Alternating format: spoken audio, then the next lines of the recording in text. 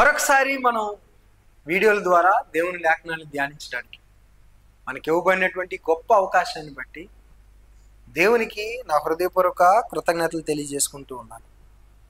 అదేవిధంగా నాతో పాటు లేఖనాలు ధ్యానిస్తున్నటువంటి మీకు కూడా నా వందనములు తెలియజేసుకుంటూ ఉన్నాను.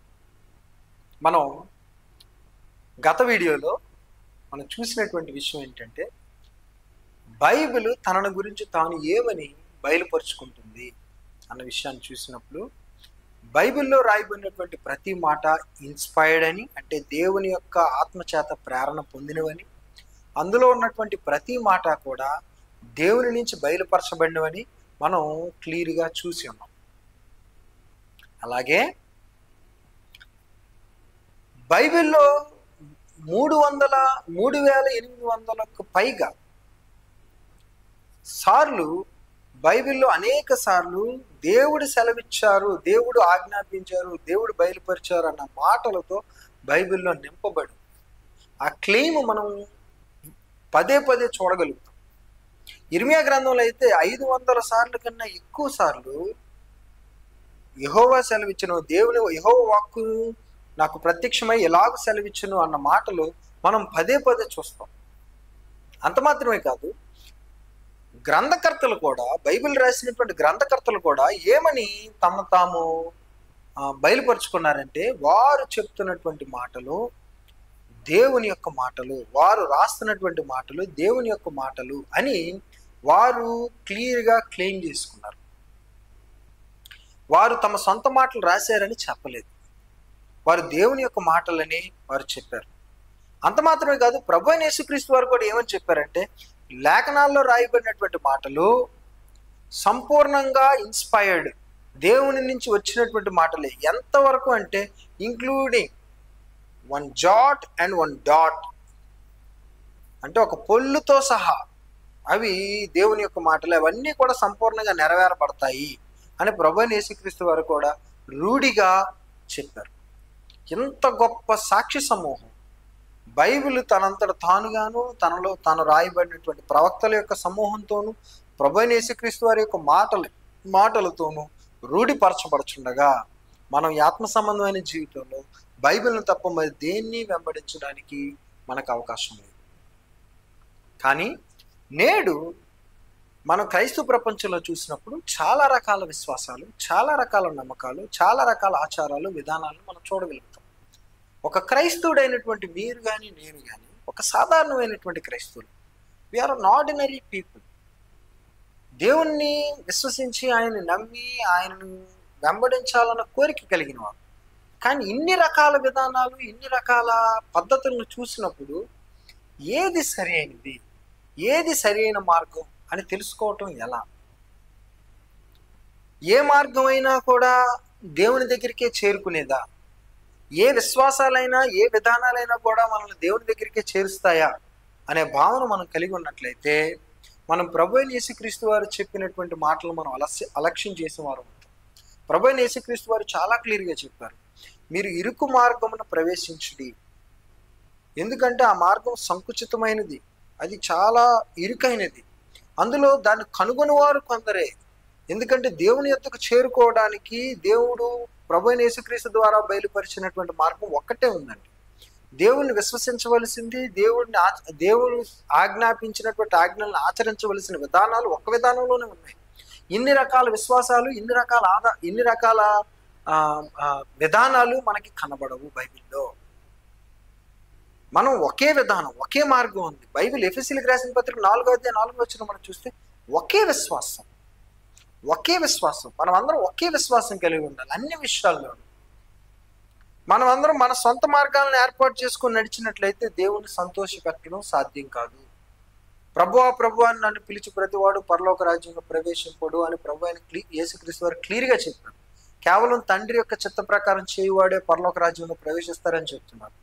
కాబట్టి మనుషులు కల్పించిన పద్ధతులు ఉన్నాయని కూడా ఆయన మత్తయి సువార్త 15వ అధ్యాయం 7-8 వచనాల్లో చెప్పారు. ఇదే విషయాన్ని యెషయా గ్రంథంలో కూడా రాయబడినటువంటి మాటలు. కాబట్టి ఇవన్నీ మనం దగ్గర పెట్టి చూసినప్పుడు కేవలం లేఖనాలు మాత్రమే అధికారపూర్వకమైనవి అన్నది మనం గ్రహించాలి. అయితే క్రైస్తవ ప్రపంచంలో మనం చాలాసార్లు లేఖనాలను అర్థం చేసుకోవడంలో కానీ, లేదా క్రైస్తవ జీవితంలో మన విశ్వాసాలను ఆధారం చేసుకోవడానికి మనం అనేకమైన వాటి మీద ఆధారపడుతున్నాం. ఒకసారి వాటి గురించి మనం చూసినట్లయితే మొట్టమొదటి విషయం ఏంటంటే, మనుషులు కల్పించిన పద్ధతులు అనేవి క్రైస్తవ ప్రపంచంలో విరివిగా కనబడుతున్నాయి. అనేకమైనటువంటి పద్ధతులు మనకి మనుషులు కల్పించిన పద్ధతులు చాలా విరివిగా కనబడుతున్నాయి. దాని గురించి లేఖనం ఏం చెప్తుంది? ఇప్పుడు మనుషులు చెప్పినటువంటి పద్ధతులు, మనుషులు సృష్టించినటువంటి పద్ధతులు, మనుషులు నిర్వచించినటువంటి అనేక ఆచారాలని మనం ఈ క్రైస్తవ ప్రపంచంలో నేడు మనుషులు ఫాలో అవుతున్నారు. వాటిని మనం ఫాలో అవ్వచ్చా అనేది ఒకసారి మనం చూడగలిగితే, మత్తయి సువార్త దానికన్నా ముందు ఇర్మియా గ్రంథాన్ని మనం ఒకసారి చూద్దాం. ఇర్మియా గ్రంథం 10వ అధ్యాయం 23వ వచనం ఒకసారి మనం చూడగలిగితే అక్కడ ఏముందంటే, యెహోవా తమ మార్గము నేర్పరచుకునుట నరుల వశములో లేదనియు, మనుష్యులు తమ ప్రవర్తన యందు సన్మార్గమును ప్రవర్తించుట వారి వశములో లేదనియు నేను ఎరుగుతున్నాను. దేవుడు చాలా క్లియర్గా చెప్పారు. ఏమనంటే, మనుష్యులు తమ మార్గములు ఏర్పరచుకున్నట నరుల వశంలో లేదు. దేవుని చేరుకునే మార్గాన్ని ఏర్పరచుకోవడం మన చేతిలో లేదు. అలాగే మనుషులు తమ ప్రవర్తన యందు సన్మార్గమును ప్రవర్తించుట వారి వశములో లేదని నేను ఎరుగుతున్నాను. మనంతట మనం ఏది సరైన మార్గం, ఏది సరైన విధానం, ఏది దేవుని సంతోషపరిచే విధానం అని మనంతట మనం తెలుసుకోగలిగింది మన చేతిలో లేదని దేవుని వాక్యమే సెలవిస్తుంది. అలాగే మత్తయి సువార్త 15వ అధ్యాయానికి మనం వెళ్ళగలిగితే 15వ అధ్యాయం 7వ వచనం మనం ఒకసారి చూడగలిగితే, వేషధారులారా, ఈ ప్రజలు తమ పెదవులతో నన్ను గనపరచుదురు గాని వారి హృదయం నాకు దూరముగా ఉన్నది. ఎందుకంట మనం ఇక్కడ మాట్లాడుతున్నటువంటి మాటలు అన్యజనుల గురించి మాట్లాడుతున్న మాటలు కాదు, దేవుణ్ణి వెంబడిస్తున్నటువంటి మాటల గురించి, వారి గురించే మాట్లాడితే ఏమన్నారంటే వారిని వేషధారులు అని అన్నారు. యెషయా గారు వారిని వేషధారులు అన్నారు. అదే విషయాన్ని ప్రభు కోట్ చేస్తూ కూడా ప్రభు ఏమన్నారంటే, మనల్ని క్రైస్తవుల్లో కొంతమందిని వేషధారులు అని అంటున్నారు. ఎందుకు? లేదా దేవుని వెంబడిస్తున్నటువంటి వారిలో కొంతమందిని ఆయన వేషధారులు అని అంటున్నారు. ఎందుకు? ఎందుకంటే ఈ ప్రజలు తమ పెదవులతో నన్ను కనపరుస్తారు, దేవుడు చాలా గొప్పవారని, దేవుడు గొప్ప కార్యాలు చేశారని, దేవుడు చాలా అద్భుతమైన ఆశ్చర్యకరమైనటువంటి క్రియలు చేశారని దేవుని కనపరుస్తారు, దేవుని ఆరాధిస్తారు, దేవునికి గొప్ప పాటలు పాడతారు, తమ ఆస్తిలో అనేకమైన విషయాల్ని, అనేకమైనటువంటి సంపదను దేవుని యొక్క సన్నిధికి తీసుకొస్తారు, చాలా విషయాలు చేస్తారు. అయినా కూడా ప్రభువారు వారిని ఎందుకు వేషధారులు అని అన్నారు? వారి హృదయం నాకు దూరంగా ఉన్నది. ఎందుకంట మనుషులు కల్పించిన పద్ధతులు దైవోపదేశములను బోధించుచు వారు నన్ను వ్యర్థముగా ఆరాధించుచున్నారు. అంటే వాళ్ళందరూ చేస్తున్నారు, దేవునికి చేస్తున్నారు, కానీ అవన్నీ కూడా దేవుడు చెప్పినటువంటి ఆజ్ఞల ప్రకారంగా జరుగుతున్నవి కాదు. దేవుడు చెప్పనివి మనుషులు కల్పించిన అనేకమైన ఆచారాలు, విధానాలు, విశ్వాసాలు క్రైస్తవులకు చొరబడి వాటిని మనుషులు దేవుని మాటలే అని నమ్ముతూ అనేకమైనటువంటి విషయాలను చేస్తూ వ్యర్థంగా దేవుని ఆరాధిస్తున్నారని ప్రభువైన యేసుక్రీస్తు వారు యెషయా గారితో కలిసి ఆయన మనకి బోధిస్తూ ఉన్నారు. కాబట్టి క్రైస్తవ ప్రపంచంలో మనుషులు చేసినటువంటి పద్ధతులను మనం ఆధారం చేసుకోవచ్చా అని మనం చూస్తే తప్పక లేదు. మనుషుల యొక్క ఆలోచనల ప్రకారం నడవడానికి క్రైస్తవ జీవితంలో ఎటువంటి అవకాశం గ్రంథం మనకి ఇవ్వటం లేదు. ఈ విషయాన్ని మనం పూర్తిగా గుర్తెరగాలి. రెండోది ఏంటంటే, సరే మరి ఈ సమాజంలో ఉన్నటువంటి ఆలోచనలైనా మనం స్వీకరించవచ్చా? ఎందుకంటే మనం ఉన్నటువంటి దేశంలో, మనం ఉన్నటువంటి ప్రాంతంలో అనేకమైనటువంటి బిలీఫ్స్ ఉంటాయండి, అనేకమైనటువంటి నమ్మకాలు ఉంటాయి. మరి ఆ నమ్మకాల్ని క్రైస్తవ ప్రపంచంలోనికి మనం ప్రవేశపెట్టొచ్చా? సరే, మనుషులంటే క్రైస్తవ ప్రపంచంలో ఉన్నటువంటి మనుషుల యొక్క ఆలోచన మనం తీసుకోకూడదు. సరే, ఎంతకన్నా పెద్దదైనటువంటి లోకం యొక్క ఆలోచనలు, ఈ సమాజం యొక్క ఆలోచనల్ని, అందులో మంచిగా మనకు అనిపించినవి, మనకి కన్వీనియంట్గా ఉన్నవి, మన ఆలోచనలకు సరిపోయే వాటిని మనం క్రైస్తవ ప్రపంచంలోనికి మనం ప్రవేశపెట్టొచ్చా అన్న విషయాన్ని మనం లేఖనాలను చూసినప్పుడు ఒకసారి సామెతలు 3వ అధ్యాయం 5 నుంచి మనం చూస్తే, నీ స్వబుద్ధిని ఆధారం చేసుకొనక నీ పూర్ణ హృదయముతో యెహోవా యందు నమ్మకించు, నీ ప్రవర్తన అంతటి యందు ఆయన అధికారమునకు ఒప్పుకొను, అప్పుడు ఆయన నీ త్రోవలను సరాలము చేయును. మనం మన స్వబుద్ధిని ఆధారం చేసుకోవచ్చా, లేదా సమాజం యొక్క బుద్ధిని, వారి యొక్క ఆలోచనలు, వారి యొక్క విధానాలను మనం ఆధారం చేసుకోవచ్చు అంటే లేఖనం చెప్తుంది లేదు. మన స్వబుద్ధిని మనం ఆధారం చేసుకోకూడదు, సమాజం యొక్క ఆలోచనని మనం ఆధారం చేసుకోకూడదు. మరి దేన్ని ఆధారం చేసుకోవాలని చెప్తుంది లేఖనం అని మనం చూస్తే, నీ పూర్ణ హృదయముతో యెహోవా యందు నమ్మిక ఉంచుము, నీ ప్రవర్తన అంతటి యందు ఆయన అధికారమునకు ఒప్పుకొను. ఆయన అధికారం ఏంటంటే ఇప్పుడు మనకు ఆయన అధికారం మనకి ఏ విధంగా బయలుపరచబడుతుంది, ఆయన అధికారం ఎక్కడ నిక్షిప్తం చేయబడింది, మనకి ఇవ్వబడింది అంటే ఈ లేఖనాలే. కాబట్టి మన స్వంత బుద్ధి కానీ, సమాజం యొక్క ఆలోచనలు కానీ ఈ క్రైస్తవ జీవితాన్ని నడపడానికి ఆధారం కానేరం. కేవలం దేవుని యొక్క మాటలు మాత్రమే ఆధారమైనవని మనం గుర్తెరగాలి. నెక్స్ట్, కనీసం మన సొంత మనకి ఫీలింగ్స్ ఉంటాయండి కొన్నిసార్లు. ఇది నాకు రైట్గా అనిపిస్తుంది, ఇది నాకు తప్పుగా అనిపిస్తుంది అని కొన్నిసార్లు మన సొంత ఫీలింగ్స్ని ఆధారం చేసుకొని మనం క్రైస్తవ్యంలో నడవడానికి అవకాశం మనకు ఉందా అన్నది మనం ఒకసారి చూస్తే, ఇదే సామెతల గ్రంథం 14వ అధ్యాయం 12వ వచనాన్ని ఒకసారి మనం చూస్తే, సామెతల గ్రంథం 14వ అధ్యాయం 12వ వచనం మనం చూస్తే, ఒకని ఎదుట సరి అయినదిగా కనబడు మార్గము కలదు, అయితే తుదకు అది మరణమునకు త్రోవ తీయదు. సో మన దృష్టిలో, మన ఫీలింగ్స్లో మనకు మంచిదిగా అనిపించింది ప్రతిసారి అది మంచిది అవ్వాల్సిన అవసరం లేదు. ఎందుకంటే ఏ మనిషి కూడా పర్ఫెక్ట్ కాదు. ఏ మనిషి యొక్క జ్ఞానం కానీ, ఏ మనిషి యొక్క ఫీలింగ్స్ కానీ సంపూర్ణమైన సత్యం మీద ఆధారం చేసుకొని కట్టబడినవి కాదు. అవి సొంతగా తన ఆలోచనల చేత వృద్ధి చేసుకున్నటువంటి ఫీలింగ్స్. కాబట్టి నేనేం ఫీల్ అవుతున్నాను అనే దాన్ని బట్టి క్రైస్తవ్యాన్ని నిర్వచించకూడదు. నా ఆలోచనల ప్రకారం ఏమైనది అన్న దాన్ని బట్టి క్రైస్తవ్యంలో మనం ఎలా నడుచుకోవాలి, లేదు ఇతరులు ఎలా నడుచుకోవాలి అన్నది నిర్వచించడానికి మనకు అధికారం లేదు.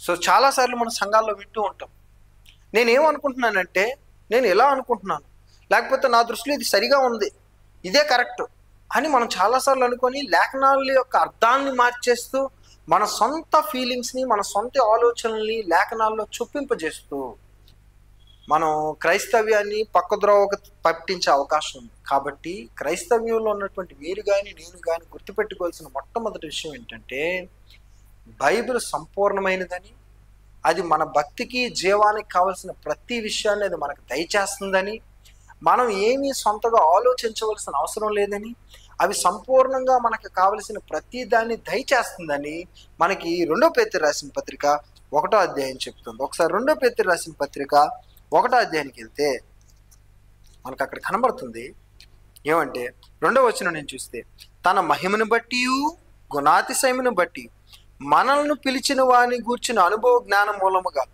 ఆయన దైవశక్తి జీవమునకును భక్తికిని కావలసిన వాటన్నిటినీ మనకు దయచేయుచున్నందున దేవుని గూర్చినట్టియు మన ప్రభు అయిన యేసును గూర్చినట్టియునైన అనుభవ జ్ఞానము వలన మీకు కృపయు సమాధానమును విస్తరించుగాక. ఇక్కడ చాలా క్లియర్గా చెప్పబడిందండి, జీవమునకును భక్తికిని, దైవ భక్తికిని కావలసినవన్నిటినీ ఆయన మనకు దయచేస్తున్నారు. దేని ద్వారా అంటే ఆయన లేఖనాల ద్వారా. కాబట్టి మన సొంత ఆలోచనలు కానీ, సొసైటీలో ఉన్నటువంటి ఆలోచనలు కానీ, మన కుటుంబంలో ఉన్నటువంటి ఆలోచనలు, ఆచారాలు, విధానాలు కానీ, మన సొంత విశ్వాసాలు కానీ, లేదా సంఘంలో ఉన్నటువంటి మనుషుల యొక్క ఆలోచనలు కానీ, క్రైస్తవ ప్రపంచంలో ఉన్నటువంటి మనుషుల యొక్క ఆలోచనలు కానీ మనం వెంబడించవలసిన అవసరం లేదు, వెంబడించకూడదు కూడా. మనం ఏ ఆలోచనలు చేసినా, మనం ఏ నిర్ణయాలు చేయాల్సి వచ్చినా, ఏ ఆచారం చేయవలసి వచ్చినా, ఏ విధానాలు మనం ఫాలో అవ్వాల్సి వచ్చినా, ఏమి నమ్మాలి అని అన్న విషయాలైనా కూడా సంపూర్ణంగా మనం లేఖనాలను మాత్రం ఆధారం చేసుకోవాలి. మరి ఈ లేఖనాలు అంత గొప్పవైనప్పుడు ఈ లేఖనాలు మనం అందరం చదువుతున్నాం. క్రైస్తవ ప్రపంచంలో ప్రతి ఒక్కరూ లేఖనాలను చదువుతున్నారు. కానీ లేఖనాలను అర్థం చేసుకోవడంలో ఎక్కడో మనం తప్పిపోతున్నాం. కాబట్టి ఈ పాఠంలో భాగంగా అసలు గ్రంథాన్ని గురించినటువంటి సరి అయిన అవగాహన అన్న అంశంతో మనం ఈరోజు చదవడానికి ప్రయత్నం చేద్దాం. ఈరోజు నేను ఫండమెంటల్ విషయాలు, మనందరికీ తెలిసినటువంటి అనేక విషయాలనే ఈరోజు మాట్లాడడానికి ప్రయత్నం చేస్తాను. So let us try to discuss some fundamental understanding and divisions of the Bible. What are the divisions that are there in the Bible? అంటే బైబిల్లో ఉన్నటువంటి వివిధ రకాలైనటువంటి డివిజన్స్, అంటే బోధల డివిజన్స్ కాదండి, బైబిల్ని మనం ఎలా డివైడ్ చేసి చదువుకోగలం అన్న విషయాన్ని చూస్తే, ఎందుకంటే తిమోతి రాసిన పత్రికలో పౌలు గారు తిమోతికి రాస్తూ సత్యవాక్యమును సరిగా విభజించువానిగాను అన్న మాట మనకు అక్కడ క్లియర్గా కనబడుతుంది. అంటే సత్యవాక్యాన్ని సరిగా విభజించి ఏది ఏ పార్టీకి సంబంధించింది, ఏది ఏ పార్టీకి సంబంధించింది, ఏ ఆజ్ఞ ఏ నిబంధనలోనికి సంబంధించింది అన్న విషయాలను క్లియర్గా చూడవలసిన వారమే ఉన్నాం. అలా చూసినప్పుడే మనకి లేఖనాలు సరిగా అర్థం అవుతాయి. అలా కాకుండా మనం అన్ని ఆజ్ఞలను ఒక దగ్గర పెట్టేసి అన్నిటిని కలిపేస్తే then it which always results a chaos. అంటే ఒక పెద్ద కన్ఫ్యూజన్ని, ఒక పెద్ద గందరగోళాన్ని క్రియేట్ చేస్తాయి.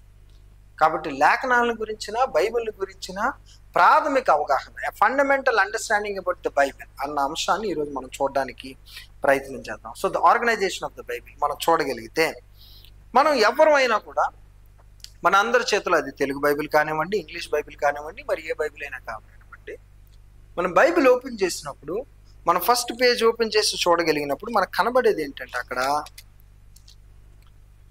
బైబిల్లో మొత్తంగా 66 పుస్తకాలు ఉన్నట్టుగా మనం చూడగలుగుతాం.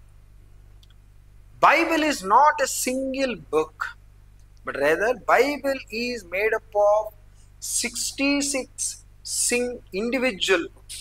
అంటే బైబిల్లో 66 ప్రత్యేకమైన పుస్తకాల యొక్క సమూహంతో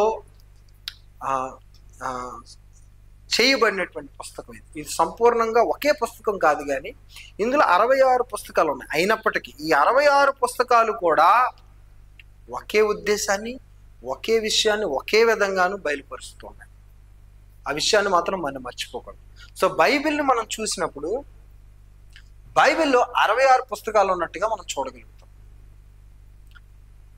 రెండో విషయాన్ని బైబిల్ చదువుతున్నటువంటి ప్రతి ఒక్కరూ గమనించగలిగేది ఏంటంటే, ఆ 66 పుస్తకాలు ఒకే దగ్గర కాకుండా 66 పుస్తకాలు మరలా ఫర్దర్గా 2 డివిజన్స్ని మనం చూడగలుగుతాం. అందులో మొదటి డివిజన్ పాత నిబంధనగాను, రెండో డివిజన్ క్రొత్త నిబంధనగాను మనం చూడగలుగుతాం. పాత నిబంధనలో మనం చూస్తే 39 పుస్తకాల యొక్క సమూహారమే పాత నిబంధన. 39 పుస్తకాల యొక్క సమూహారమే పాత నిబంధన. ఈ 39 పుస్తకాలని ఫర్దర్గా డివైడ్ చేసి చూడగలిగితే, అయితే మనం గుర్తుపెట్టుకోవాలి, ఈ డివిజన్ అనేది ఇన్స్పైర్డ్ డివిజన్ ఏమి కాదు. అంటే దేవుడు ఆ డివిజన్ ఇవ్వలేదు, కానీ మనం బైబిల్ని అర్థం చేసుకోవడానికి ఒక ప్రైమరీ డివిజన్ అండి. దీన్ని లేఖనాలకు వ్యతిరేకంగా మనం ఎక్కడ వెళ్ళటం లేదు, మన సొంత ఆలోచనలు ఏమీ చేయటం లేదు, కానీ లేఖనాలను చదివినప్పుడు వాటిని ఒక కాంటెక్స్ట్లో మనం పెట్టినప్పుడు మనకి కనబడుతున్నటువంటి డివిజన్. మనం ఒకసారి లేఖనాలు పాత నిబంధనని ఒక టైప్ ఆఫ్ డివిజన్ చేసి చూపించాయి. ఒకసారి లోకాసు వార్త 24వ అధ్యాయానికి వెళితే మనకు అక్కడ ఒక మాట కనబడుతుంది. ప్రభు అయిన యేసుక్రీస్తు వారు చెప్పినటువంటి మాట. ముఖ్యంగా యూదులు చేసుకున్నటువంటి డివిజన్, పాత నిబంధనని యూదులు చేసుకున్నటువంటి డివిజన్ మనం చూడగలుగుతాం. లోకాసు వార్త 24వ అధ్యాయం 44వ వచనం ఒకసారి చూస్తే ఆయన చెప్తున్నటువంటి మాటలు, అంతటా ఆయన మోషే ధర్మశాస్త్రములోను ప్రవక్తల గ్రంథముల్లోను కీర్తనల్లోనూ నన్ను గూర్చి వ్రాయబడినవన్నీ.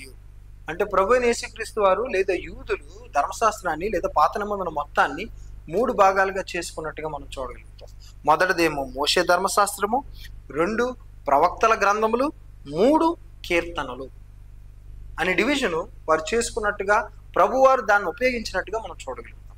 అయితే for our understanding, for hour simple understanding, మనం పాత నిబంధనలో ఉన్నటువంటి 39 పుస్తకాలని మనం ఒక 5 డివిజన్స్ చేసి చూడగలుగుతాం. మొట్టమొదటి డివిజన్ 39 పుస్తకాల్లో మొదటి డివిజన్ ఏమొస్తుందంటే ద లా అంటారండి. దీన్ని హీబ్రూలో ఉపయోగించినటువంటి పదం అంటే ద పెంటాచ్యూట్ అంటారు, లేదా గ్రీక్లో ఉపయోగించినటువంటి మాట. అంటే అర్థం ఏంటంటే, పెంటాచ్యూట్ అంటే అర్థం ఏంటంటే 5 పుస్తకాల సమూహము. పెంటా అంటే 5. అంటే ఇందులో ఏమొస్తాయంటే ఆదికాండం, నిర్గమాకాండం, లేవికాండం, సంఖ్యాకాండం, ద్వితీయోపదేశకాండం. దీన్ని ధర్మశాస్త్ర గ్రంథం అని కూడా అన్నారు, లేదా దీన్ని మోషే గ్రంథం అని కూడా అన్నారు. సో పాత నిబంధనలో మొట్టమొదటి 5 పుస్తకాలని ద లా అని అన్నారు, లేదా ధర్మశాస్త్రము అని అన్నారు. ఇందులో మ్యాక్సిమం ఆజ్ఞలన్నీ ఇందులోనే ఉన్నాయి. ఈ ఐదు పుస్తకాల్లోనే దేవుని యొక్క ఆజ్ఞలు మ్యాక్సిమం ఉన్నాయి. లేదా మిగతా పుస్తకాల్లో అంటే 34 పుస్తకాల్లో ఉన్నటువంటి ఆజ్ఞలన్నిటికీ ఆధారం ఈ 5 పుస్తకాల్లో ఇవ్వబడినటువంటి ఆజ్ఞలే ఆధారం. అది మనం గుర్తుపెట్టుకోవాలి. రెండో డివిజన్ని మనం చూడగలిగితే హిస్టరీ బుక్స్ అన్నారు. హిస్టరీ బుక్స్ అంటే ఇవి ఇజ్రాయెల్ యొక్క చరిత్రను సంపూర్ణంగా బయలుపరిచే పుస్తకాలు. ఇవి 12 పుస్తకాలు.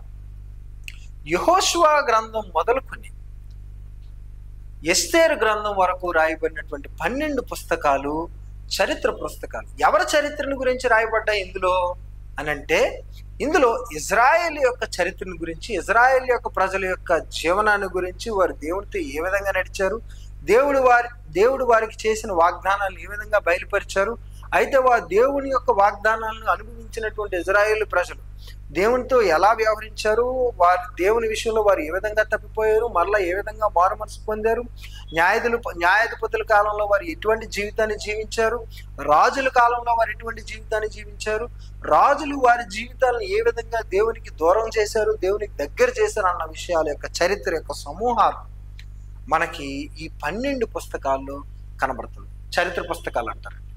అలాగే తర్వాత 5 పుస్తకాలు పోయిటిక్ బుక్స్ అంటారు, అంటే పద్య భాగం.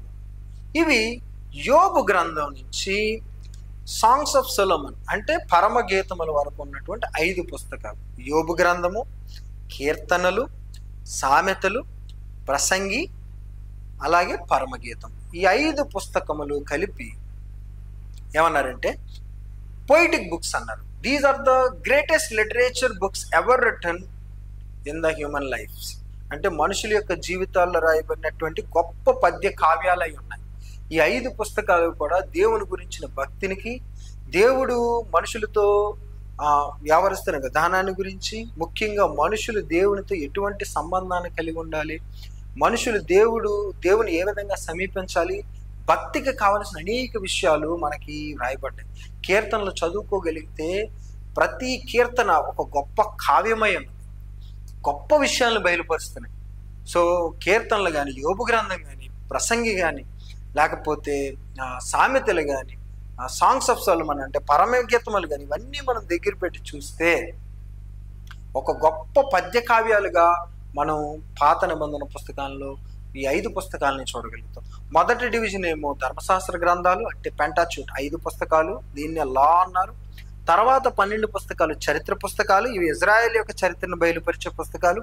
తర్వాత 5 పుస్తకాలు పద్య కావ్యాలు, అంటే ఇవి పద్య కావ్య రూపంలో రాయబడినటువంటి మాటలు.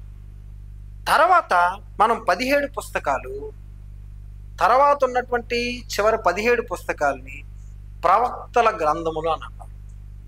The profits, the writings of the profits అన్నారు, ప్రవక్తల గ్రంథం.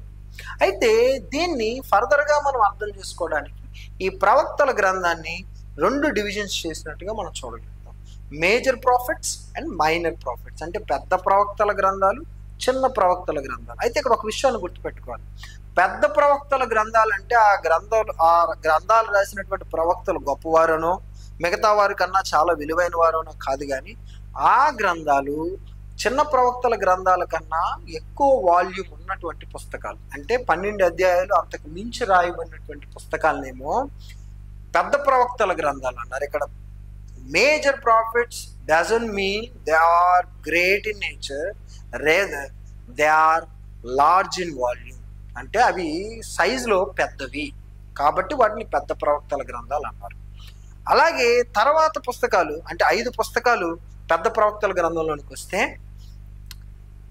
మిగతా 12 పుస్తకాలు, ఈ 17లో ఫస్ట్ 5 పెద్ద ప్రవక్తల గ్రంథాలు, మిగతా 12 పుస్తకాలు చిన్న ప్రవక్తల గ్రంథాలు అన్న విషయాన్ని మనం గుర్తుపెట్టుకోవాలి. సో మొట్టమొదటిగా బైబిల్, పాత నిబంధన యొక్క డివిజన్, బైబిల్ యొక్క డివిజన్నే మనం చూడగలిగితే బైబిల్ యొక్క డివిజన్లో బైబిల్ అది ఫర్దర్గా 2 డివిజన్స్ చేయబడ్డది, పాత నిబంధన, క్రొత్త నిబంధన. పాత నిబంధన డివిజన్ చూస్తే 5 ఫర్దర్ డివిజన్స్ కనబడతాయి. అందులో ధర్మశాస్త్ర గ్రంథాలు 5, తర్వాత చరిత్ర పుస్తకాలు 12, తర్వాత పద్య కావ్యాలు 5, తర్వాత ప్రవక్తల గ్రంథాలు 17. అందులో 2 డివిజన్స్ చూడగలుగుతాం. పెద్ద ప్రవక్తలు 5, చిన్న ప్రవక్తల గ్రంథాలు 12గా మనం చూడగలుగుతాం. సో బైబిల్ చదువుతున్నటువంటి మనందరికీ కూడా ఈ ఫండమెంటల్ అండర్స్టాండింగ్ అనేది తప్పనిసరిగా అవసరమై ఉంది. మరి ఇప్పుడు క్రొత్త నిబంధన దగ్గరికి వచ్చినట్లయితే, క్రొత్త నిబంధన యొక్క డివిజన్ మనం చూడగలిగితే, క్రొత్త నిబంధనలో 27 పుస్తకాలను మనం చూడగలుగుతాం. పాత నిబంధనలో 39 పుస్తకాలు, క్రొత్త నిబంధనలో 27 పుస్తకాలను మనం చూడగలుగుతాం.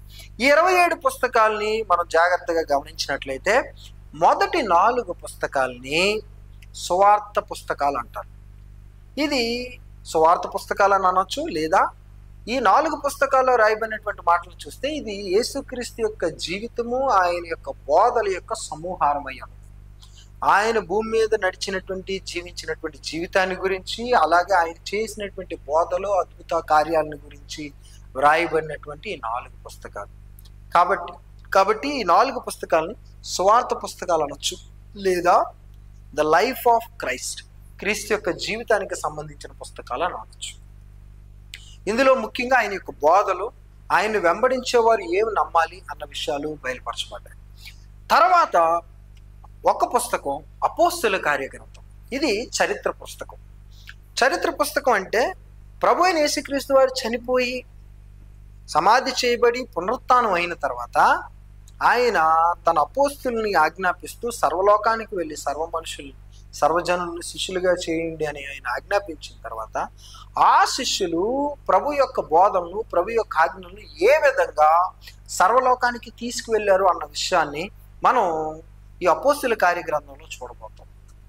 అపోస్తలుల కార్యగ్రంథం 1:8 చూస్తే, మీరు యోదయ, సమరయ, భూదిగంతముల వరకు నాకు సాక్షులై ఉంటారు అని ప్రభు అయిన యేసుక్రీస్తు వారు చెప్పినట్టుగా అపోస్తలుల కార్యాలు 1వ అధ్యాయం మొదలుకొని చివరి అధ్యాయం వరకు మనకి కనబడే మాటలు అవే చరిత్ర పుస్తకం అంటారు. అంటే ముఖ్యంగా సంఘాలు ఎలా స్థాపింపబడ్డాయి, దేవుని యొక్క మాటలు ఏ విధంగా ప్రచురం చేయబడ్డాయి, సువార్త ఏ విధంగా ప్రచురం చేయబడింది, సంఘం ఎటువంటి పరిస్థితులను ఎదుర్కొన్నది, ఆ చరిత్రకు సంబంధించిన అనేక విషయాలు మనకి అపోస్తలుల కార్యాల్లో కనబడతాయి.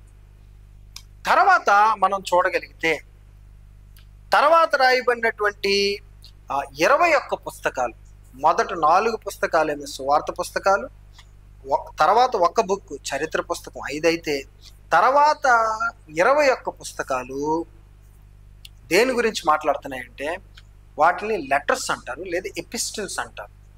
అంటే వివిధ అపోస్తులు, దేవుని యొక్క సేవకులు రాసినటువంటి పత్రికల యొక్క సమూహారం 21 పుస్తకాలు. ఇందులో మనకి రోమీలకు రాసిన పత్రికను మొదలుకొని మనకి యోధా పత్రిక వరకు 21 పుస్తకాలు మనకి కనబడతాయి. ఇవన్నీ ముఖ్యంగా క్రైస్తవులైనటువంటి మనం ఏమి నమ్మాలి, ఏమి విశ్వసించాలి, ఏమి ఆచరించాలి, దేని ప్రకారం నడుచుకోవాలి, ఆయా సంఘాలు ఎదుర్కొన్న సమస్యలకు అపోస్తులు దేవుని యొక్క పరిశుద్ధాత్మ మూలంగా ఇచ్చినటువంటి సమాధానాల యొక్క సమూహారమే ఈ 21 పుస్తకాల యొక్క సారాంశం. ఈ పుస్తకాలు 21 పుస్తకాలు ముఖ్యంగా క్రైస్తవులైనటువంటి మీకు నాకు అమూల్యమైనటువంటి పత్రికలుగా మనకు నిలబడతాయి. చివరిది ఒక పుస్తకం, అది ప్రవచన గ్రంథం, అదే ప్రకటన గ్రంథం. సో క్రొత్త నిబంధన డివిజన్ మనం చూస్తే 4 డివిజన్స్ మనకు కనబడతాయి. మొట్టమొదటిది సువార్తలు లేదా క్రీస్తు యొక్క జీవితం, 2 చరిత్ర పుస్తకం, దాన్ని అపోస్తలుల కార్యాలు అన్నారు. 3వ డివిజన్లో 21 పుస్తకాలను మనం చూడగలుగుతాం. అవి పత్రికలు, అపోస్తులు, దేవుని సేవకులు రాసినటువంటి పత్రికలు. చివరిది ప్రవచన గ్రంథం, ప్రకటన గ్రంథం.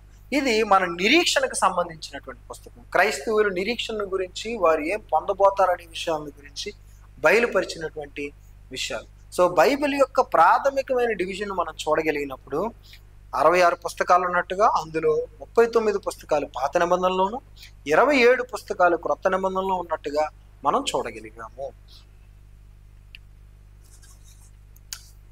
ఈ డివిజన్ మనం ఎందుకు చూసాము, బైబిల్ని అర్థం చేసుకోవడంలో మనం ఎందుకు ఈ ప్రయత్నం మనం చేస్తూ ఉన్నాము అని మనం ఆలోచన చేసినట్లయితే, ఈ డివిజన్ గురించి సరైన అవగాహన లేకుండా అనేక మంది ఏం చేస్తున్నారంటే, ప్రతిదీ కూడా దేవుడు బయలుపరిచినటువంటి ఆజ్ఞలే కాబట్టి ఇక్కడ ఉన్నటువంటి ఆజ్ఞలు, ఇక్కడున్నటువంటి ఆజ్ఞలు అన్నిటినీ కలిపేసి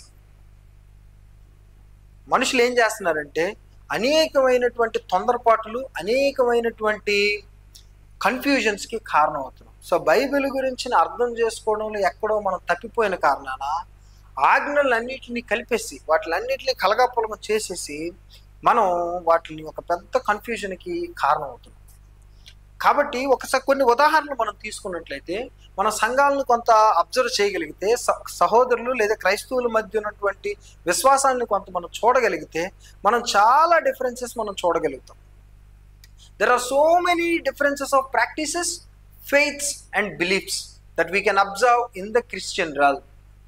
ఆత్మ సంబంధమైన క్రైస్తవ ప్రపంచంలో అనేకమైనటువంటి విశ్వాసాలను మనం చూడగలుగుతాం. కొన్ని ఉదాహరణలు నేను ఇవ్వడానికి ప్రయత్నం చేస్తాను. ఒక ఉదాహరణ చూస్తే, ద డే ఆఫ్ వర్షిప్, ఎప్పుడు క్రైస్తవులు ఆరాధించాలి అన్నది ఒక పెద్ద ప్రశ్నగా ఈరోజు క్రైస్తవ ప్రపంచంలో ఉంది. క్రైస్తవులందరూ కూడా ఆదివారం మాత్రం ఆరాధిస్తున్నారు, కొంతమంది శనివారం ఆరాధిస్తున్నారు, కొంతమంది ఎప్పుడు ఆరాధించినా పర్వాలేదు అంటున్నారు, కొంతమంది మన సొంత కన్వీనియంట్ బట్టి మనం ఆరాధన చేసుకోవచ్చు పర్వాలేదు అని అంటున్నారు. ఇంతకీ బైబిల్ ఏం బోధిస్తుంది? బైబిల్లో ఉన్నటువంటి లేఖనాలు మనుషులు ఏ విధంగా అర్థం చేసుకుంటున్నారు అనేది ఒకసారి మనం చూడగలిగితే, డే ఆఫ్ వర్షిప్ విషయంలో ఉన్న కన్ఫ్యూజన్ ఒకసారి మనం చూడగలిగితే, ఒకసారి పాత నిబంధన గ్రంథం నిర్గమాకాండ 20వ అధ్యాయానికి మనం వెళ్తే 20వ అధ్యాయం 8వ వచనం ఒకసారి మనం చూడగలిగితే, అక్కడ దేవుడు ఇస్తున్నటువంటి మాట, ఆజ్ఞల్లో 4వ ఆజ్ఞగా మనం చూడగలుగుతున్న మాట ఏంటంటే, విశ్రాంతి దినమును పరిశుద్ధముగా ఆచరించుటకు జ్ఞాపకం ఉంచుకొనుము. 6 దినములు నీవు కష్టపడి నీ పని అంతయు చేయవలను, 7వ దినమున నీ దేవుడైన యెహోవాకు విశ్రాంతి దినము. Sabbath, the day of Sabbath అన్నారు. అంటే విశ్రాంతి దినాన్ని ఆచరించడానికి మీరు సంసిద్ధులై ఉండాలి, దానిని పరిశుద్ధమైన దినంగా మీరు ఆచరించాలని దేవుడిచ్చిన ఆజ్ఞగా మనం చూడగలుగుతాం. అలాగే ఇదే నిర్గమాకాండ 31వ అధ్యాయం 13 నుంచి మనం చూడగలిగితే, 31వ అధ్యాయం 13 నుంచి మనం చూడగలిగితే, ఇజ్రాయిల్తో నిజముగా మీరు నేను నియమించిన విశ్రాంతి దినములను ఆచరింపవలను, మిమ్మల్ని పరిశుద్ధపరచు యెహోవాను నేనే అని తెలుసుకున్నట్లు అది మీ తరములకు నాకును మీకును గురుతగును. కావున మీరు విశ్రాంతి దినమును ఆచరింపవలను, నిశ్చయముగా అది మీకు పరిశుద్ధము, దాన్ని అపవిత్రపరచువాడు తన ప్రజల్లో నుండి కొట్టివేయబడును. దేవుడు చెప్పినటువంటి ఆజ్ఞ. ఇప్పుడు ఈ మాటల్ని కొంతమంది సహోదరులు ఆధారం చేసుకుని ఇవి దేవుడు చెప్పిన మాటలు కాబట్టి మనం విశ్రాంతి దినాన్ని ఆచరించాలి అని చెప్తున్నారు. అలాగే లేవికాండ 23వ అధ్యాయాన్ని కూడా ఒకసారి మనం చూడగలిగితే ఇదే విశ్రాంతి దినాన్ని గురించి చెప్పబడుతున్నటువంటి మాట. 23వ అధ్యాయం 3వ వచనం మనం చూడగలిగితే, 6 దినములు పని చేయవలను, వారము 7వ దినము విశ్రాంతి దినము, అది పరిశుద్ధ సంఘపు దినము, అందులో మీరు ఏ పనైనను చేయకూడదు, మీ సమస్త నివాసములు యందు అది యెహోవా నియమించిన విశ్రాంతి దినము. పాత నిబంధనలో మనం కనబడుతుంది విశ్రాంతి దినాన్ని ఆచరించాలని దేవుడు స్ట్రిక్ట్గా ఆజ్ఞాపించినట్టుగా మనం చూడగలుగుతాం. అదే దాన్ని ప్రభువైన యేసుక్రీస్తు వారు కూడా తాను భూమి మీద జీవించిన సమయంలో ఆచరించినట్టుగా మనం చూడగలుగుతాం. ఒకసారి లూకాసు వార్త 13వ అధ్యాయం 9వ వచనాన్ని మనం ఒకసారి చూస్తే, లూకాసు వార్త 13వ అధ్యాయం 9వ వచనం చూస్తే,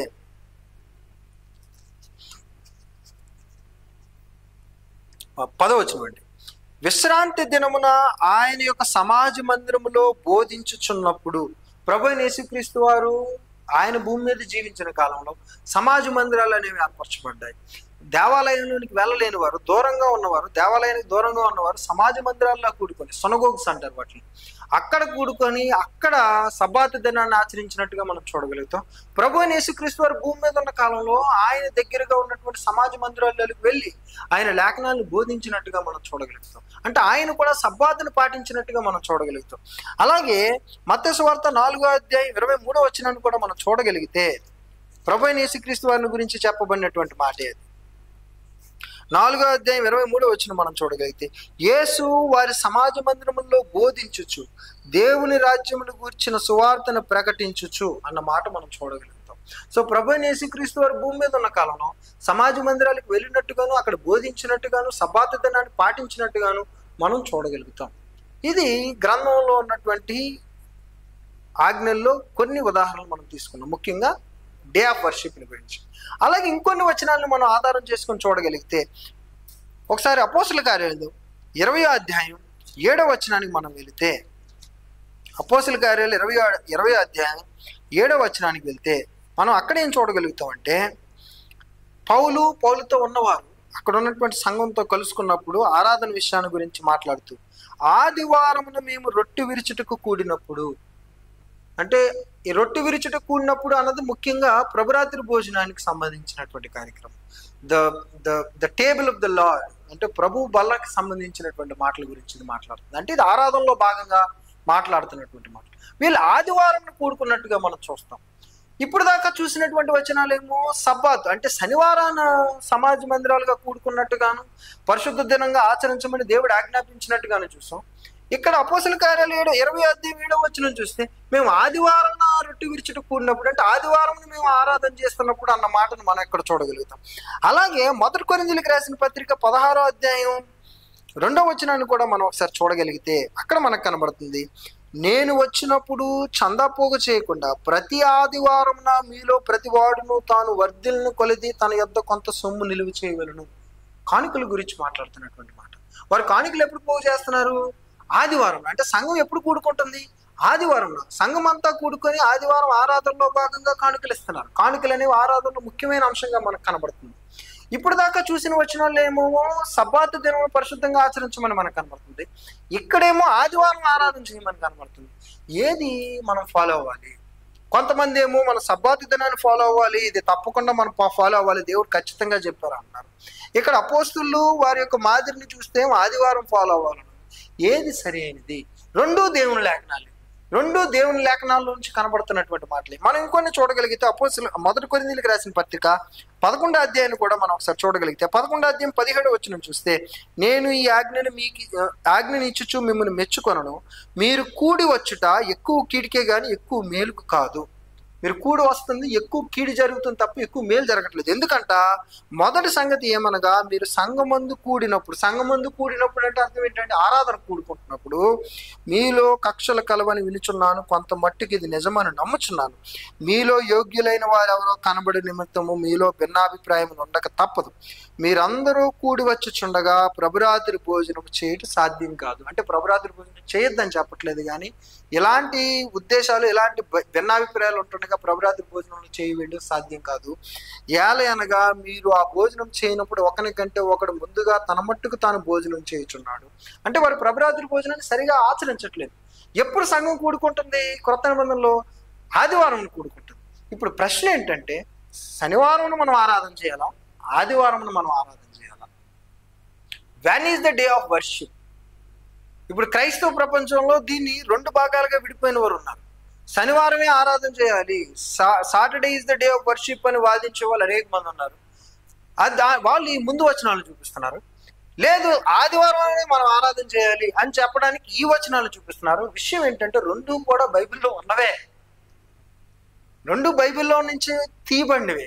కానీ ఎక్కడో మనం బైబిల్ని అర్థం చేసుకోవడంలో పొరపడుతున్న కారణాన మనం దేవుని లేఖనాలను అర్థం చేసుకోవడంలో మనం పొరపడుతున్నాం. ప్రభువైన యేసుక్రీస్తు వారు శాస్త్రుల్ని పరిశీలనని చెప్పారు, మీరు లేఖనములను అపార్థం చేసుకుంటున్నారు, లేఖనములని అర్థం చేసుకోలేకపోతున్నారని చెప్పారు. అలాగే మనం కూడా ఎక్కడో లేఖనాలను అర్థం చేసుకోవడంలో తప్పిపోతున్న కారణాన దేవుని లేఖనాలను సరిగా అర్థం చేసుకోవడంలో మనం ఫెయిల్ అయిపోతున్నాం. కాబట్టి దేవుని ఆజ్ఞలను అర్థం చేసుకోవడంలో తప్పిపోతున్నాం. ఇంకొక ఉదాహరణ మనం తీసుకోగలిగితే సున్నతి. ఆదికాండం 17వ అధ్యాయం మనం చూడగలిగితే దేవుడు అబ్రహాముతో సున్నతిని గురించి మాట్లాడారు. ఒకసారి మనం అది చూడగలిగితే సర్కంసిషన్ ఆదికాండం 17వ అధ్యాయం 10వ వచనం నుంచి 14వ వచనాలు ఒకసారి మనం చూడగలిగితే దేవుడు అబ్రహాముతో చెప్తున్నటువంటి మాటలు, నీకును నీ తరువాత నీ సంతతికి నీ మధ్య మీరు గైకొనవలసిన నా నిబంధన ఏదనగా, మీలో ప్రతి మగవాడును సున్నతి పొందవలను, మీరు మీ గోప్యాంగ చర్మమున సున్నతి పొందవలను, అది నాకు నీకు మధ్యనున్న నిబంధనకు సూచనగా ఉండును. 8 దినముల వయసు గలవాడు అనగా నీ ఇంట పుట్టినవాడు నేను, నీ సంతానము కాని అన్యుని యొద్ద వెండితో కొనబడిన వాడైనను, నీ తరములో ప్రతి మగవాడు మీలో సున్నతి పొందవలెను అని దేవుడు అబ్రహాంతో ఆజ్ఞాపించినట్టుగా మనం చూడగలుగుతాం. ఇదే ఆజ్ఞను దేవుడు ధర్మశాస్త్రంలో కూడా ఇచ్చినట్టు మనం చూడగలుగుతాం. ఒకసారి లేవికాండం 12వ అధ్యాయం 3వ వచనం ఒకసారి చూద్దాం. లేవికాండం 12వ అధ్యాయం 3వ వచనం ఒకసారి మనం చూడగలిగితే, లేవికాండం 12వ అధ్యాయం 3వ వచనం, 8వ దినమున బిడ్డకు సున్నతి చేయింపవలెను. ధర్మశాస్త్రంలో దేవుడు ఇచ్చినటువంటి ఆజ్ఞ మనం చూస్తే 8వ దినమున బిడ్డకు సున్నతి చేయించవలెను అని మనం కనబడుతుంది.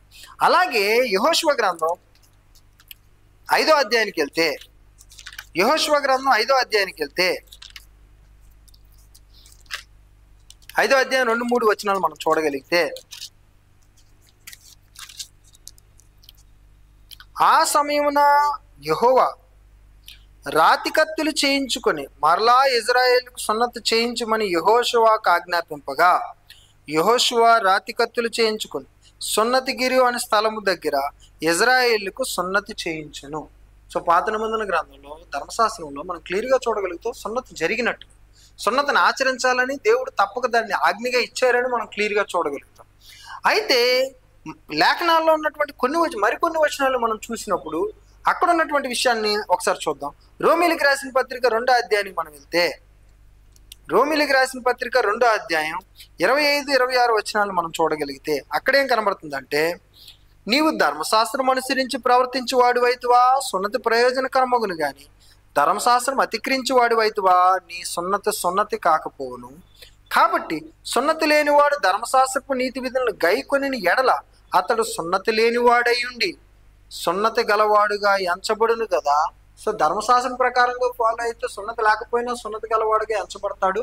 ధర్మశాస్త్రం ప్రకారంగా ఫాలో అవ్వకుండా సున్నతి పొందినా సున్నతి పొందనట్టే అని లేఖనం చెప్తుంది. ఇప్పుడు దాకా చూసిన లేఖనాలు ఏమో సున్నతి తప్పనిసరి అని మనకు కనబడుతుంది. ఇప్పుడెక్కడ కనబడుతుంది ఏంటంటే, ధర్మశాస్త్రం ప్రకారంగా ప్రవర్తించి వాడే సున్నతి పొందడంలో ఉపయోగం ఉంది, కానీ దాని ప్రకారంగా ప్రవర్తించకపోయినప్పుడు సున్నతి పొందినా దానివల్ల ఉపయోగం లేదు. ఒకవేళ ధర్మశాస్త్రం ప్రకారంగా ప్రవర్తిస్తూ ఉంటే సున్నతి పొందకపోయినా దానివల్ల ఉపయోగం ఉందన్న లేఖనం మనకు కనబడుతుంది. అలాగే రోమీలికి రాసిన పత్రిక 3వ అధ్యాయం 30వ వచనం ఒకసారి చూడగలిగితే, దేవుడు ఒక్కడే గనుక ఆయన సున్నతి గల వారిని విశ్వాస మూలముగాను సున్నతి లేని వారిని విశ్వాసము ద్వారాను నీతిమంతులుగా తీర్చును అని మనకు కనపడుతుంది. అంటే సున్నతి పొందకపోయినా విశ్వాస మూలంగా మనం నీతిమంతులుగా తీర్చబడతామని ఇక్కడ రోమీలికి రాసిన పత్రిక 3వ అధ్యాయం 30వ వచనం చెప్తుంది. ఇప్పుడు దాకా చూసిన ధర్మశాస్త్రంలో ఉన్నటువంటి విషయాలు చూస్తే సున్నతి పొందడం తప్పనిసరి అని మనకు ఆజ్ఞలుగా కనబడతా ఉంది. అలాగే ఒకసారి 1 కొరింథీయులకు రాసిన పత్రిక 7వ అధ్యాయం చదవగలిగితే, 7వ అధ్యాయం 18-19 వచనాలు ఒకసారి మనం చూడగలిగితే,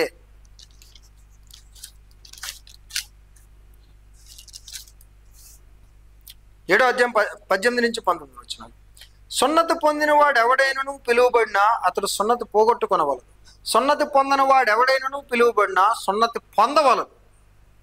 దేవుని ఆజ్ఞలను అనుసరించుటే ముఖ్యము గాని సున్నతి పొందుట యందును ఏమీ లేదు, సున్నతి పొందకపోటి యందును ఏమీ లేదు. ఇప్పుడు ఈ వచనాలన్నింటినీ దగ్గర పెట్టుకొని క్రైస్తవులు ఇప్పుడు ఏమంటున్నారంటే, కొంతమంది సున్నతి పొందాలని బోధిస్తున్నారు, కొంతమంది మనం సున్నతి పొందకపోయినా పర్వాలేదని బోధిస్తున్నారు. మరి ఏది సరి?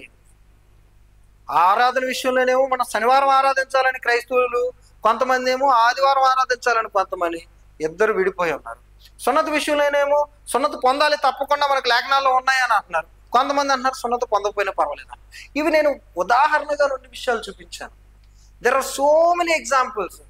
ఆరాధన చేసే విధానం, ఆరాధన చేసే ప్రదేశం, అలాగే బలుల గురించి, పండగల గురించి, విశ్వాసాన్ని గురించి, రెండవ రాకడ గురించి అనేక విషయాల్లో క్రైస్తవులు 2గా విడిపోయి లేదా అనేక సమూహాలుగా విడిపోయి ఉన్నారు. దీని అంతటి కారణం దేవుడా, దేవుడిచ్చినటువంటి గ్రంథమా, లేదా దేవుని గ్రంథాన్ని మనుషులు అర్థం చేసుకోవడంలో ఉన్నటువంటి లోపం? తప్పకుండా దేవుడు కాదు, దేవుని యొక్క గ్రంథమో కాదు. దేవుని యొక్క గ్రంథం 0 పొల్లుతో సహా పర్ఫెక్ట్. మరి ఎక్కడ లోపం ఉందంటే మనం అర్థం చేసుకోవడంలోనే ఎక్కడో లోపం ఉంది, లేఖనాలను అర్థం చేసుకోవడంలో ఎక్కడో లోపం ఉంది. Somewhere we are misunderstanding the order of the scriptures. లేఖనాల్ని దాని యొక్క ఆర్డర్లో చదువుకోవడంలో ఎక్కడో లోపం ఉంది. లేఖనాల్ని సరిగా విభజించి చదువుకోవడంలో మనకి ఎక్కడో లోపం ఉంది. మనకి పాత నిబంధనలో చెప్పబడినట్టుగా ఆజ్ఞ వెంబడి ఆజ్ఞ, కొంత ఇచ్చట కొంత అచ్చట. యెషయా గ్రంథంలో మనకు కనబడుతుంది. కొంత ఇచ్చట ఉంది, కొంత అచ్చట ఉంది. కాబట్టి మనం వాటిలన్నింటినీ దగ్గర పెట్టుకొని మనం చూడగలిగినప్పుడే దేవుని యొక్క చిత్తాన్ని సంపూర్ణంగా తెలుసుకోగలుగుతాం. లేఖనాల్ని దాని యొక్క సందర్భాన్ని, దాని యొక్క ఉద్దేశాన్ని పక్కన పెట్టి కేవలం అక్కడ ఉన్న మాటలను అక్షరార్థంగా తీసుకుని వాటిని అర్థం చేసుకోవడానికి ప్రయత్నం చేసినప్పుడు ఎప్పుడూ కూడా మనం లేఖనాలు తప్పుగా అర్థం చేసుకుంటాం, భిన్న రకాలైన బోధలు వస్తాయి. కాబట్టి మనం నెక్స్ట్ వీడియోస్ నుంచి బైబిల్ని అర్థం చేసుకోవడం యొక్క ప్రయాణాన్ని, మనం ఒక ప్రాథమికమైన ప్రయాణాన్ని ప్రారంభించడానికి ప్రయత్నం చేద్దాం. బైబిల్ని సరిగా అర్థం చేసుకోవడానికి ప్రయత్నం చేద్దాం. దేవుడు మనకిచ్చిన గొప్ప అవకాశాన్ని బట్టి దేవునికి నా హృదయపూర్వక కృతజ్ఞతలు తెలియజేసుకుంటూ, వచ్చిన మీకు కూడా నా వందనములు తెలియజేసుకుంటూ ముగిస్తూ ఉన్నాను. వందనములు.